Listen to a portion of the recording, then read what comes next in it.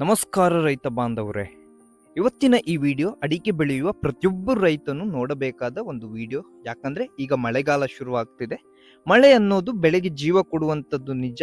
ಆದ್ರೆ ಇದೇ ಮಳೆ ಕೆಲವೊಮ್ಮೆ ನಮ್ಮ ತೋಟದಲ್ಲಿ ದೊಡ್ಡ ಸಮಸ್ಯೆಗಳಿಗೂ ಕಾರಣವಾಗ್ತದೆ. ಅವುಗಳಲ್ಲಿ ರೈತರನ್ನು ಒಂದು ಹೆಚ್ಚು ಆತಂಕಕ್ಕೀಡು ಮಾಡುವ ಒಂದು ಸಮಸ್ಯೆ ಅಂದ್ರೆ ಅಡಿಕೆಗೆ ಬರುವಂತ ಸುಳಿ ರೋಗ. ಹಲವರು ರೈತರು ನನಗೆ ಕರೆ ಮಾಡಿ ಕೂಡ ಕೇಳ್ತಾರೆ, ಸರ್ ಮೇಲಿನ ಸುಳಿ ಎಲೆ ಕಂದು ಬಣ್ಣಕ್ಕೆ ತಿರುಗ್ತಿದೆ, ಇನ್ನು ಸರ್ ಸುಳಿಯಿಂದ ಎಳೆದ್ರೆ ಸುಲಭವಾಗಿ ಬರ್ತಾ ಇದೆ, ಹಾಗೆ ಹೀಗೆ ಅಂತೆಲ್ಲ. ಇಂತಹ ಪ್ರಶ್ನೆಗಳು ಪ್ರತಿಯೊಂದು ಮಳೆಗಾಲದಲ್ಲೂ ಕೇಳಿ ಬರ್ತದೆ. ಅದಕ್ಕಾಗಿಯೇ ಇವತ್ತಿನ ಈ ವಿಡಿಯೋದಲ್ಲಿ ನಾನು ಸುಳಿ ರೋಗದ ಬಗ್ಗೆ ಸಂಪೂರ್ಣವಾಗಿ ವಿವರಿಸುತ್ತೇನೆ.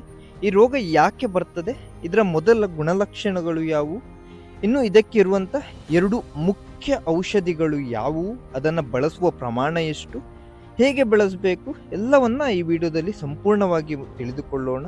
ಅದಕ್ಕಿಂತ ಮುಂಚೆ ನನ್ನ ಚಾನಲ್ ನಿರುತ್ತರವನ್ನ ಯಾರೆಲ್ಲ ಸಬ್ಸ್ಕ್ರೈಬ್ ಮಾಡ್ಕೊಳ್ಳಿಲ್ವೋ ದಯವಿಟ್ಟು ಮಾಡ್ಕೊಳ್ಳಿ ಅಂತ ಹೇಳ್ತಾ ವಿಡಿಯೋವನ್ನ ಶುರು ಮಾಡ್ಕೊಳ್ಳೋಣ. ಮೊದಲು ಒಂದು ವಿಷಯವನ್ನು ನೀವು ಅರ್ಥ ಮಾಡ್ಕೊಳ್ಬೇಕು. ಅಡಿಕೆ ಮರದಲ್ಲಿ ಸುಳಿ ಅಂದ್ರೆ ಅದು ಕೇವಲ ಒಂದು ಎಲೆ ಅಲ್ಲ, ಅದೇ ಮರದ ಬೆಳವಣಿಗೆಯ ಒಂದು ಕೇಂದ್ರ. ಹೊಸ ಎಲೆಗಳು ಅಲ್ಲಿಂದಲೇ ಹೊರಬರ್ತವೆ, ಮುಂದಿನ ಬೆಳವಣಿಗೆ ಅಲ್ಲಿಂದಲೇ ಶುರುವಾಗ್ತದೆ. ಅಂದ್ರೆ ಸುಳಿ ಆರೋಗ್ಯವಾಗಿದ್ರೆ ಮಾತ್ರ ಮರ ಆರೋಗ್ಯವಾಗಿರ್ತದೆ. ಆದ್ದರಿಂದ ಸುಳಿಗೆ ಯಾವುದೇ ಸಮಸ್ಯೆ ಬಂದರೆ ಕೂಡ ಅದನ್ನು ಎಂದಿಗೂ ಸಣ್ಣ ವಿಷಯ ಅಂತ ನಿರ್ಲಕ್ಷಿಸಲಿಕ್ಕೆ ಹೋಗ್ಲೇಬಾರ್ದು. ಹಾಗಾದ್ರೆ ಸುಳಿ ರೋಗ ಹೇಗೆ ಆರಂಭವಾಗ್ತದೆ ಅಂತ ನೋಡುವುದಾದ್ರೆ, ಮೊದಲಿಗೆ ಮೇಲಿನ ಸುಳಿ ಏನಿರ್ತದೆ ಅದರ ಎಲೆ ತನ್ನ ಸಹಜ ಹಸಿರು ಬಣ್ಣವನ್ನ ಕಳೆದುಕೊಳ್ತದೆ, ಸ್ವಲ್ಪ ಕಂದು ಬಣ್ಣಕ್ಕೆ ತಿರುಗ್ತದೆ. ಕೆಲವೊಮ್ಮೆ ತುದಿಯಿಂದ ಒಣಗಲು ಆರಂಭವಾಗ್ತದೆ, ಇನ್ನು ಕೆಲವು ದಿನ ಕಳೆದ್ರೆ ಆ ಕಂದು ಬಣ್ಣ ಕಪ್ಪಾಗ್ಲಿಕ್ಕೆ ಸ್ಟಾರ್ಟ್ ಆಗ್ತದೆ. ಸುಳಿಯ ಒಳಭಾಗ ಕೊಳೆಯಲು ಆರಂಭವಾಗ್ತದೆ. ಇದೇನು ಈ ಸುಳಿ ರೋಗ ಏನಿದೆ, ಮಳೆಗಾಲದಲ್ಲೇ ಈ ರೋಗ ಎನ್ನುವಂಥದ್ದು ಜಾಸ್ತಿಯಾಗಿ ಕಾಣಿಸಿಕೊಳ್ಳುವಂಥದ್ದು. ಕೆಲ ಸಂದರ್ಭಗಳಲ್ಲಿ ಸುಳಿಯನ್ನು ಕೈಯಿಂದ ಸ್ವಲ್ಪ ಎಳೆದ್ರೆ ತುಂಬಾ ಸುಲಭವಾಗಿ ಹೊರಬರುವ ಸಾಧ್ಯತೆ ಕೂಡ ಇರ್ತದೆ. ಇನ್ನು ಈ ಸುಳಿ ಏನಾದ್ರೂ ಹೊರಗೆ ಬಂದ್ರೆ ದುರ್ವಾಸನೆ ಕೂಡ ಬರಬಹುದು. ಇದನ್ನೇ ಅನೇಕ ರೈತರು ಸುಳಿ ಕೊಳೆ ಅಥವಾ ಸುಳಿ ರೋಗ ಎಂದು ಕರೀತಾರೆ. ಈ ಹಂತದಲ್ಲಿ ಚಿಕಿತ್ಸೆ ಕೊಡದಿದ್ರೆ ಹೊಸ ಎಲೆಗಳು ಹೊರಬರುವುದಿಲ್ಲ, ಬೆಳವಣಿಗೆ ಸಂಪೂರ್ಣ ನಿಂತು ಹೋಗ್ತದೆ ಅಂತಾನೆ ಹೇಳ್ಬೋದು. ತಡ ಮಾಡಿದ್ರೆ ಇಡೀ ಮರವೇ ಒಣಗಿ ಸಾಯುವ ಸಾಧ್ಯತೆ ಕೂಡ ಇರ್ತದೆ. ಆದ್ರೆ ಈ ರೋಗ ಯಾಕೆ ಬರ್ತದೆ, ಮುಖ್ಯ ಕಾರಣ ಮಳೆಗಾಲದಲ್ಲಿರುವ ಅಧಿಕ ತೇವಾಂಶ. ನಿರಂತರವಾಗಿ ಮಳೆ ಬೀಳುವುದು, ಸುಳಿ ಒಳಗಡೆ ನೀರು ನಿಲ್ಲುವಂಥದ್ದು, ತೋಟದಲ್ಲಿ ಗಾಳಿ ಎನ್ನುವಂಥದ್ದು ಸರಿಯಾಗಿ ಏನು ಆ ಕಡೆ ಈ ಕಡೆ ಹೋಗದಿರುವುದು, ಅಂದ್ರೆ ದಟ್ಟ ನೆರಳು. ಒಂದು ನಿಮ್ಮ ಗಿಡಗಳು ದಪ್ಪವಾದ್ರೆ, ಅಂದ್ರೆ ನೀವು ಗಿಡ ನಟ್ಟಿರುವಂಥದ್ದು ದಪ್ಪ ಆಗಿದ್ರೆ, ಇವೆಲ್ಲ ಸೇರಿ ಈ ಶಿಲೀಂಧ್ರ ಅಂದ್ರೆ ಈ ಫಂಗಸ್ ಬೆಳೆಯಲು ಅನುಕೂಲಕರ ವಾತಾವರಣವನ್ನ ಸೃಷ್ಟಿಸ್ತದೆ. ಅಂದ್ರೆ ಸುಳಿ ಒಳಗಡೆ ಒಂದು ಮರದಲ್ಲಿ ರೋಗ ಶುರುವಾದ್ರೆ ಕ್ರಮ ತೆಗೆದುಕೊಳ್ಳದೆ ಬಿಟ್ಟರೆ ಪಕ್ಕದ ಮರಗಳಿಗೂ ಸಮಸ್ಯೆ ಹರಡುವ ಸಾಧ್ಯತೆ ಇರ್ತದೆ. ಇಲ್ಲಿ ರೈತರು ಮಾಡುವ ಒಂದು ದೊಡ್ಡ ತಪ್ಪು ಇದೆ, ಏನಂದ್ರೆ ಹಲವರು ಮೊದಲು ದಿನ ಒಂದು ಸುಳಿ ಕಂದು ಬಣ್ಣಕ್ಕೆ ತಿರುಗಿದ್ರು, ಇನ್ನು 2 ದಿನ ನೋಡೋಣ ಅದು ಹಾಗೆ ಸರಿಯಾಗ್ಬೋದು ಅಂತ, ಅಥವಾ ಏನಾದ್ರೂ ಗೊಬ್ಬರ ಹಾಕಿದ್ರೆ ಸಾಕು ಎಂದು ಹೆಚ್ಚಾಗಿ ಯೋಚಿಸ್ತಾರೆ. ಆದ್ರೆ ಇದೇ ತಡ ನಂತರ ದೊಡ್ಡ ನಷ್ಟಕ್ಕೆ ಕಾರಣವಾಗ್ತದೆ. ಯಾಕಂದ್ರೆ ಬೆಳವಣಿಗೆಯ ಕೇಂದ್ರ ಭಾಗ ಅಂದ್ರೆ ಈ ಸುಳಿ ಒಮ್ಮೆ ಹಾಳಾದ್ರೆ ನಂತರ ಅದನ್ನ ಉಳಿಸುವಂಥದ್ದು ತುಂಬಾ ಕಷ್ಟ. ಆದ್ದರಿಂದ ಮೊದಲ ಲಕ್ಷಣ ಕಂಡ ತಕ್ಷಣ ಕ್ರಮ ಎನ್ನುವಂಥದ್ದು ನೀವು ಕೈಗೊಳ್ಳಲೇಬೇಕು. ಏನೇ ಇದ್ರೂ ನೀವು ನೆಕ್ಸ್ಟ್ ಡೇನೆ ಅದಕ್ಕೆ ಏನು ಔಷಧ ಬೇಕು ಅದನ್ನ ಸ್ಪ್ರೇ ಮಾಡಲೇಬೇಕು. ಈಗ ಯಾವ ಔಷಧಿ ಬಳಸಬೇಕು ಅನ್ನುವಂಥದ್ದು ನೀವೆಲ್ಲರೂ ಕಾಯುತ್ತಿರುವ ಒಂದು ಮುಖ್ಯ ವಿಷಯಕ್ಕೆ ಈಗ ಹೋಗೋಣ. ನಾನು ಇಂದು ಹೇಳುವ ಈ 2 ಔಷಧಿಗಳು ರೈತರು ಈ ಸುಳಿ ರೋಗದ ವಿರುದ್ಧ ಹೆಚ್ಚಾಗಿ ಬಳಸಿ ಒಂದು ಉತ್ತಮ ಫಲಿತಾಂಶ ಕಂಡುಕೊಂಡ 2 ಮುಖ್ಯ ಔಷಧಿಗಳು. ಮೊದಲ ಔಷಧಿಯ ಬಗ್ಗೆ ನೋಡುವುದಾದ್ರೆ ಬ್ಲಿಟಾಕ್ಸ್ 50 WP ಅಂತ. ಇದು ಕಾಪರ್ ಆಕ್ಸಿಕ್ಲೋರೈಡ್ ಆಧಾರಿತ ಒಂದು ಶಿಲೀಂಧ್ರ ನಾಶಕ, ಅಂದ್ರೆ ಫಂಗಸ್ ವಿರುದ್ಧನೇ ಹೋರಾಡ್ಲಿಕ್ಕೆ ಅಂತ ಇರುವಂತ ಒಂದು ಮುಖ್ಯ ಔಷಧ. ಇದು ಸುಳಿಯ ಮೇಲ್ಭಾಗದಲ್ಲಿ ರಕ್ಷಣಾ ಪದರವನ್ನು ನಿರ್ಮಿಸಿ ಶಿಲೀಂಧ್ರ ಅಂದ್ರೆ ಈ ಫಂಗಸ್ ಬೆಳವಣಿಗೆಯನ್ನ ತಡೆಯಲು ಸಹಾಯ ಮಾಡ್ತದೆ. ಈ ಬ್ಲಿಟಾಕ್ಸ್ 50 WP ಇದನ್ನ ಒಂದು ಮೇನ್ ಆಗಿ ಸುಳಿ ರೋಗಕ್ಕೆ ಒಂದು ಬಳಸಲೇಬೇಕಾದ ಒಂದು ಔಷಧ. ಇದರ ಡೋಸೇಜ್ ಎಷ್ಟು ಪ್ರಮಾಣದಲ್ಲಿ ಬಳಸಬೇಕಂತ ನೋಡುವುದಾದ್ರೆ, ಪ್ರತಿ 1 ಲೀಟರ್ ನೀರಿಗೆ 3 ಗ್ರಾಮ್ ಆಗುವಷ್ಟು ಈ ಬ್ಲಿಟಾಕ್ಸ್ 50 WP ಅನ್ನ ಬಳಸಬೇಕು, ಅಥವಾ 15 ಲೀಟರ್ ಪಂಪಿಗೆ ಸುಮಾರು 45 ಗ್ರಾಮ್ ಆಗುವಷ್ಟು ಈ ಬ್ಲಿಟಾಕ್ಸ್ ಅನ್ನ ಬಳಸಬೇಕಾಗ್ತದೆ. ಇನ್ನೊಂದು 2ನೇ ಔಷಧಿಯ ಬಗ್ಗೆ ನೋಡುವುದಾದ್ರೆ ರಿಡಮಲ್ ಗೋಲ್ಡ್ MZ ಅಂತ. ರಿಡಮಿಲ್ ಗೋಲ್ಡ್ ಅಲ್ಲಿ ಕೂಡ 2-3 ವೆರೈಟಿ ಅದು ಬರ್ತದೆ.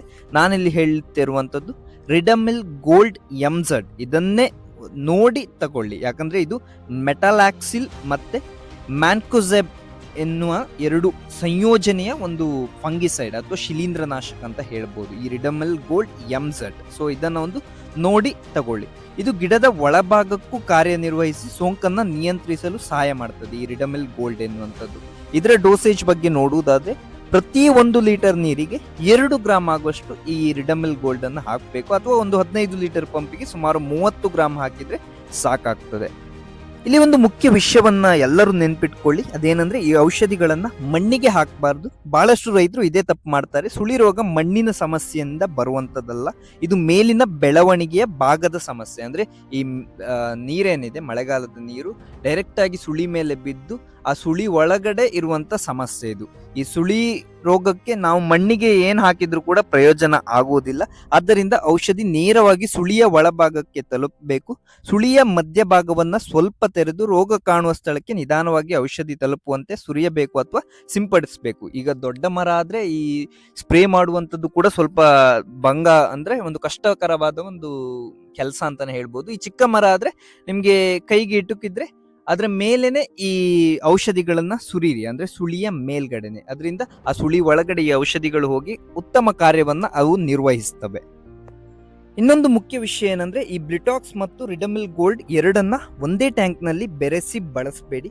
ಮೊದಲ ಬಾರಿ ಒಂದು ಔಷಧಿ ಬಳಸಿದ್ರೆ, ಫಾರ್ ಎಕ್ಸಾಂಪಲ್ ನೀವು ಬ್ಲಿಟಾಕ್ಸ್ ಅನ್ನ ಬಳಸಿದ್ರೆ ಮುಂದಿನ ಅಗತ್ಯ ಸಿಂಪಡಣೆಯಲ್ಲಿ ಇನ್ನೊಂದು ಔಷಧಿ ಬಳಸುವುದು ಉತ್ತಮ. ಅಂದ್ರೆ ಇವತ್ತು ನೀವು ಬ್ಲಿಟಾಕ್ಸ್ ಅನ್ನ ಬಳಸಿದ್ರೆ ಇನ್ನೊಂದು ಸ್ವಲ್ಪ ದಿನ ಬಿಟ್ಟು ಆ ತೊಂದರೆಯನ್ನು ಹೋಗುದಿಲ್ಲ, ಅಂದ್ರೆ ಒಂದು ರೇಂಜಿಗೆ ಹೋಗಿದ್ರೆ ನೆಕ್ಸ್ಟ್ ಒಂದು 15-20 ದಿನ ಬಿಟ್ಟು ಈ ರಿಡಮಿಲ್ ಗೋಲ್ಡ್ ಅನ್ನ ಬಳಸುವ ಕಡೆ ಒಂದು ಚಿಂತನೆಯನ್ನ ನೀವು ಮಾಡಬೇಕಾಗ್ತದೆ. ಇದರ ಜೊತೆಗೆ ಕೆಲವು ಮುನ್ನೆಚ್ಚರಿಕೆ ಕ್ರಮಗಳನ್ನ ಕೂಡ ಪಾಲಿಸಬೇಕು. ಮರದ ಮೇಲ್ಭಾಗದಲ್ಲಿ ಒಣಗಿರುವ ಹಾಗೆ ಅಥವಾ ಒಂದು ಕೊಳೆತ ಭಾಗ ಕಂಡರೆ ಎಚ್ಚರಿಕೆಯಿಂದ ಅದನ್ನು ತೆಗೆದು ಹಾಕಿ, ತೋಟದಲ್ಲಿ ನೀರು ನಿಲ್ಲದಂತೆ ಆದಷ್ಟು ಒಳಚರಂಡಿ ವ್ಯವಸ್ಥೆಯನ್ನ ಮಾಡ್ಕೊಳ್ಳಿ, ಅಂದ್ರೆ ನೀರು ಹೋಗುವಂತೆ ಸರೀಸಾಗಿ. ಇನ್ನು ಹಲವರು ಒಂದು ಇಂಪಾರ್ಟೆಂಟ್ ಕ್ವೆಶ್ಚನ್ ಅನ್ನ ಕೇಳ್ತಾರೆ, ಏನಂದ್ರೆ ಸುಳಿ ಒಣಗಿದ್ರೆ ಮತ್ತೆ ಮರ ಬದುಕ್ತದೆಯಾ ಅನ್ನುವಂಥದ್ದು. ನನ್ನ ಉತ್ತರ, ರೋಗವನ್ನ ಆರಂಭದಲ್ಲೇ ಗುರುತಿಸಿದ್ರೆ ಸಾಕಷ್ಟು ಮರಗಳು ಮತ್ತೆ ಚೇತರಿಸಿಕೊಳ್ತವೆ. ಅಂದ್ರೆ ಸುಳಿ ರೋಗ ಈಗ ಏನು ಬರ್ತಾ ಇದೆ ಅನ್ನುವ ಸ್ಟೇಜ್ ನಲ್ಲಿ ಅದನ್ನ ನೀವು ಪತ್ತೆ ಹಚ್ಚಿ ಅದಕ್ಕೆ ಸರಿಯಾದ ಔಷಧವನ್ನು ಸ್ಪ್ರೇ ಮಾಡಿದ್ರೆ ಆ ಮರ ಮತ್ತೆ ಚೇತರಿಸಿಕೊಳ್ತದೆ. ಆದ್ರೆ ತಡ ಮಾಡಿದ್ರೆ ಬೆಳವಣಿಗೆಯ ಕೇಂದ್ರವೇ ಹಾಳಾಗುವುದರಿಂದ ಮರವನ್ನ ಉಳಿಸುವಂತದ್ದು ತುಂಬಾ ಕಷ್ಟ. ಆದ್ದರಿಂದ ಯಾವುದೇ ಕಾರಣಕ್ಕೂ ನೀವು ಸುಳಿ ರೋಗವನ್ನ ಗಮನಿಸಿದ್ರೆ ಕಾಯಬೇಡಿ. ಮೊದಲ ಲಕ್ಷಣ ಕಂಡ ಕೂಡಲೇ ಚಿಕಿತ್ಸೆಯನ್ನ ನೀವು ಆರಂಭಿಸಿ.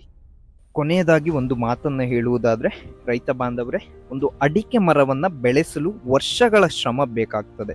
ಆದ್ರೆ ಸುಳಿ ರೋಗವನ್ನ ನಿರ್ಲಕ್ಷ್ಯ ಮಾಡಿದ್ರೆ ಕೆಲವೇ ದಿನಗಳಲ್ಲಿ ಆ ಶ್ರಮ ಎನ್ನುವಂಥದ್ದು ವ್ಯರ್ಥವಾಗಬಹುದು. ಆದ್ದರಿಂದ ಮಳೆಗಾಲದಲ್ಲಿ ತೋಟದ ಒಂದು ಮೇಲ್ಭಾಗವನ್ನ, ಅಂದ್ರೆ ಸುಳಿಯನ್ನ ಯಾವಾಗಲೂ ಗಮನಿಸ್ತಾನೆ ಇರಿ.